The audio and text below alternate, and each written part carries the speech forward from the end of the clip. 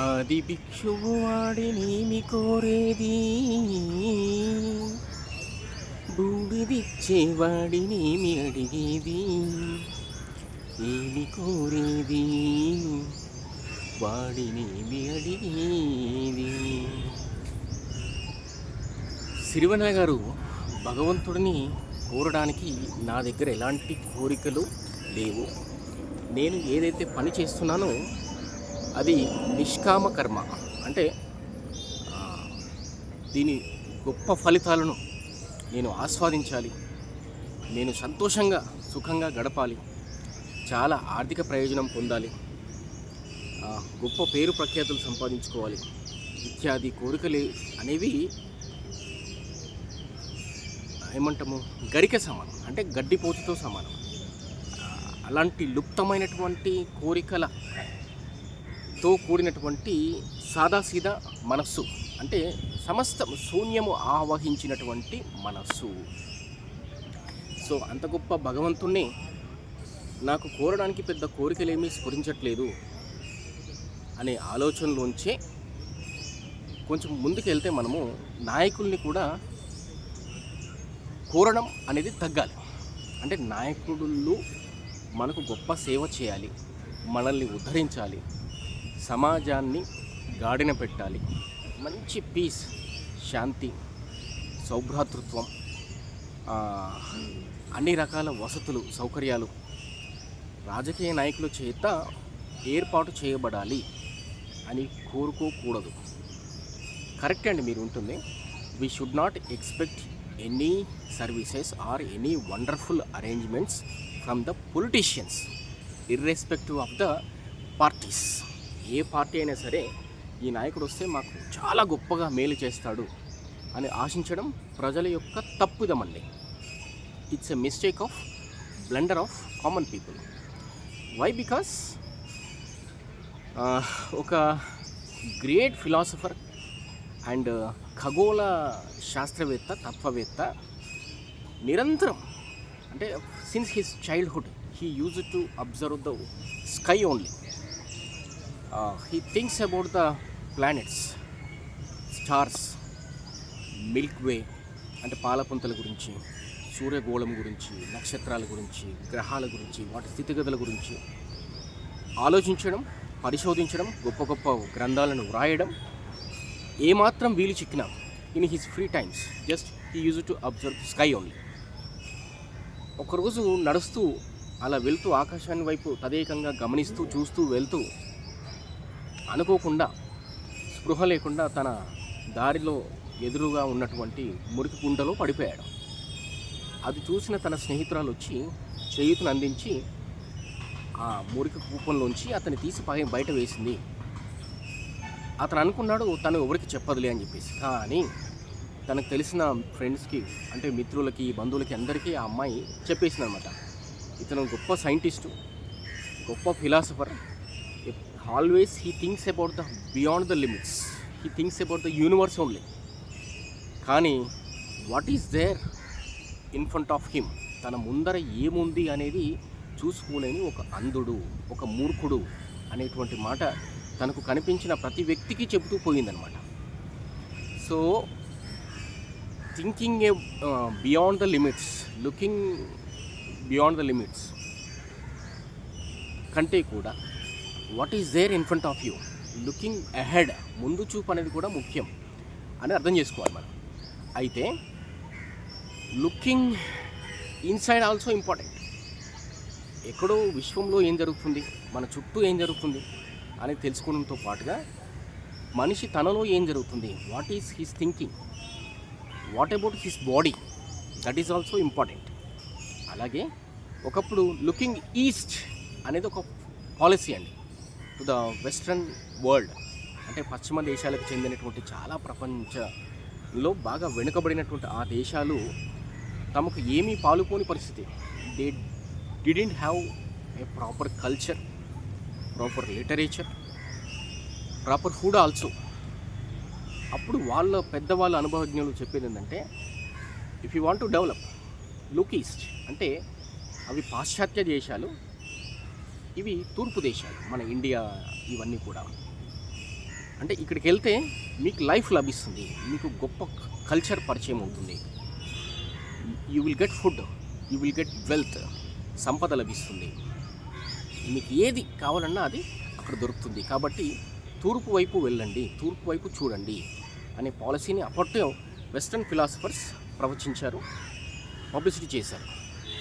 అందులో భాగంగానే మంచి వాళ్ళు వచ్చారు, చెడ్డవాళ్ళు వచ్చారు. Of course bad people percentage is more than good people. కొంత వచ్చి వాళ్ళు నేర్చుకున్నారు, మనకు తెలియని దుష్ట సంస్కృతిని మనకు నేర్పారు. As we see nowadays what is going on in the society, bad culture of మత్తు, drugs culture, bad dressing culture, అంటే ఒక విపరీతమైనటువంటి అసభ్యమైన దుస్తుల వేషధారణ, అన్వాంటెడ్ ఫుడ్ హ్యాబిట్స్. పిజ్జా, మనకి ఏం అవసరం అండి పిజ్జా?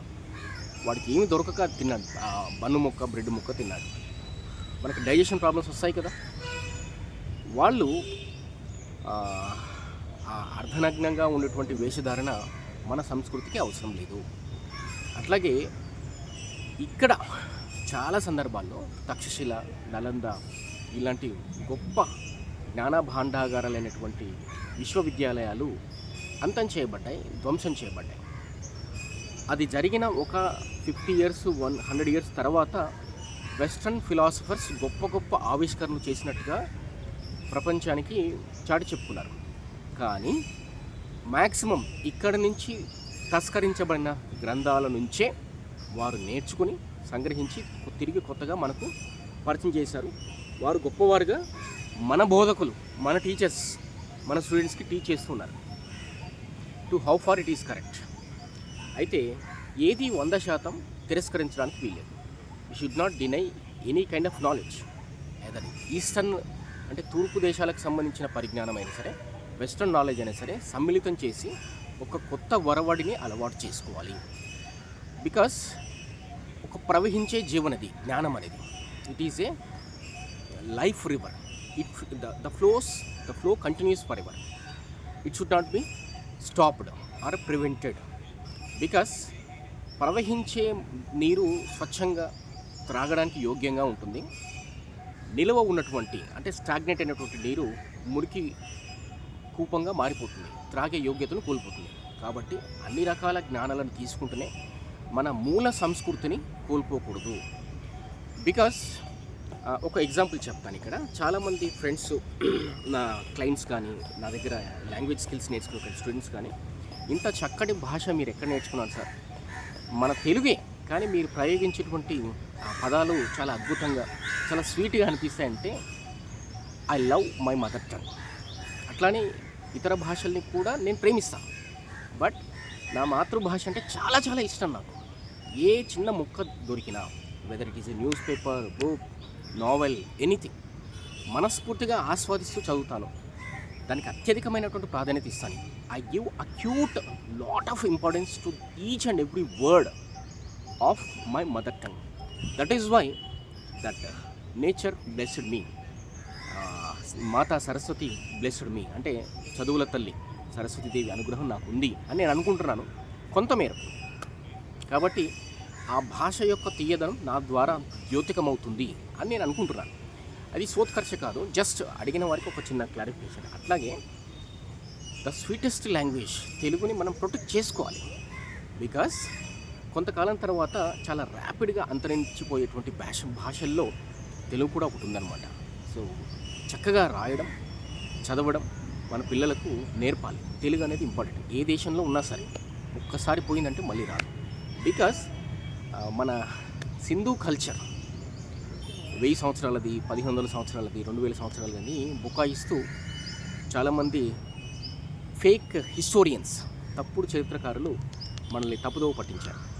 వెస్ట్రన్ ఫిలాసఫర్స్ చెప్పుకుంటారు, ప్రపంచంలో అత్యంత బాధాకరమైన విషయం ఏంటంటే సుసంపన్నమైనటువంటి ఎంతో ఔన్నత్యాన్ని కలిగినటువంటి భారతీయ సంస్కృతి, ముఖ్యంగా సింధు నాగరికత అనేది ఎక్కువగా వర్గీకరించబడింది, తప్పుగా వ్రాయబడింది అని చెప్పేసి.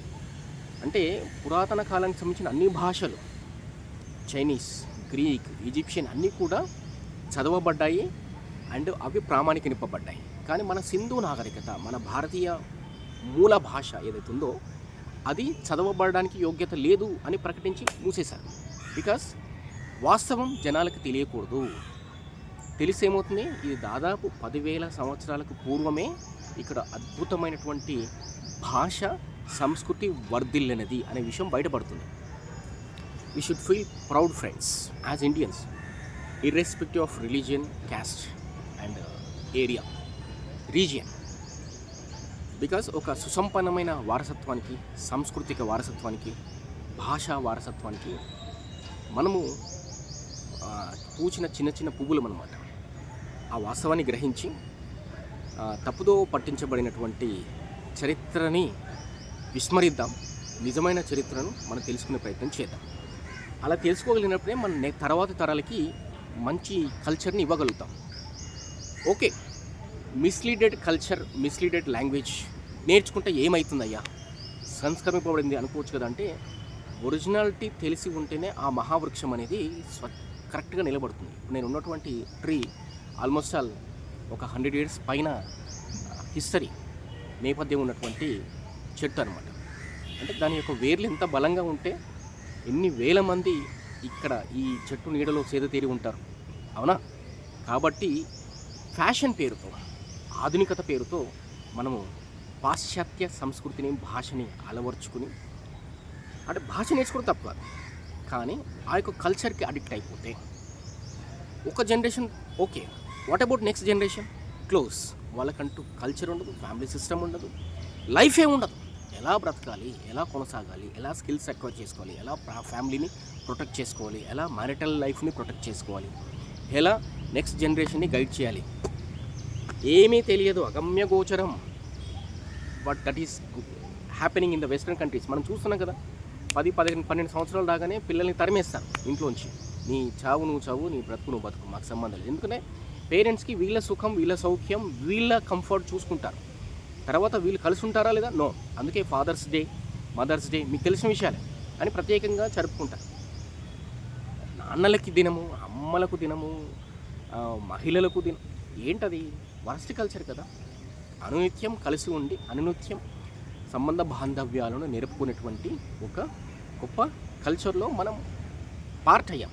కానీ పాశ్చాత్య కుతంత్రాలకు బలైపోయి సమిధలవుతున్నాము. ఇది చాలా చాలా ప్రమాదకరమైనటువంటి విషయం. మన గ్రేట్ కల్చర్ని మనం ప్రొటెక్ట్ చేసుకోవాలి. మన భాష, ముఖ్యంగా మదర్ టంగ్ని ప్రొటెక్ట్ చేసుకోవాలి. దానిని గొప్ప ఆస్తిగా మన తర్వాత తరాలకి అందివ్వాలి. సో థ్యాంక్స్ ఫర్ లిసనింగ్ అండి. ఏమైనా పొరపాటుగా మాట్లాడి ఉంటే క్షమించండి. That's all for today's what call update. ఇది నా యొక్క ప్రస్తుతం ఉన్నటువంటి ఆలోచన మీతో షేర్ చేసుకున్నాను. అట్లాగే మంచి లాంగ్వేజ్ నేర్చుకోవాలి, హిందీ, ఇంగ్లీష్, తెలుగు అనే ఒపీనియన్ మీకుంటే నన్ను సంప్రదించండి. My name is Mahender. I stay in Vanasthalipuram. My contact number 8639215116. నేను 50+, ఇప్పుడు 50 ఏళ్ళు పైబడినాయండి, నేను ఏం నేర్చుకుంటాను అనేటువంటి మూర్ఖపు ఆలోచన, అభిప్రాయం వదిలేయండి. మీకు సంకల్పం ఉంటే అది సాకారం చేసేటువంటి బాధ్యత నాది. మీ తరఫున హోంవర్క్ కూడా నేనే చేస్తాను. మీకు లాంగ్వేజ్ స్కిల్స్ వచ్చేటట్టు చేస్తాను. ముఖ్యంగా బెరుకు, స్టేజ్ ఫియర్, ఇలా కెమెరా ముందు మాట్లాడాలంటే ఒక లేనిపోని భయం, నలుగురిలో మాట్లాడాలంటే భయం, ఇవన్నీ ఉంటాయి కదా. క్యాజువల్గా మాట్లాడతాం, but when it comes to video recording అనేసరికి భయపడతాం. ఎందుకు భయం? ఎవరేమైనా మార్కులు వేస్తారా మనకి? కాదు కదా. అండ్ మంచి విషయాలు, ఇతరులకు అభ్యంతరం కలిగించిన విషయాలు ఏదైనా సుస్పష్టంగా, నిర్భయంగా మాట్లాడాలి. Bravely, confidently one can speak if proper practice is done. సరి అయిన సాధన చేస్తే ధైర్యంగా ఏ టాపిక్ అయినా మాట్లాడచ్చు. Related to politics, Indian economy, history, geography, current affairs, communication skills and ఐటీకి సంబంధించినటువంటి లేటెస్ట్ అప్డేట్స్. ఈవెన్ చాలా స్టూడెంట్స్ కోడింగ్ చేస్తూ ఉంటారు, software employees, but they cannot express their views properly because of hesitation and a kind of fear. ఒక రకమైన భయం ఉంటుంది, సందిగ్ధత, సంశయం. అవి పోవాలంటే కొంచెం ప్రాపర్ ప్రాక్టీస్ ఉండాలి. క్లాస్ రూమ్లో వస్తుంది, కొంత నాలెడ్జ్ వస్తుంది, కానీ నిన్ను నువ్వు వ్యక్తీకరించుకోవడంలో ఒక వైవిధ్యతను ప్రదర్శిస్తే ఖచ్చితంగా నీకంటూ ఒక పేజీ ఉంటుంది హిస్టరీలో ఎప్పటికీ.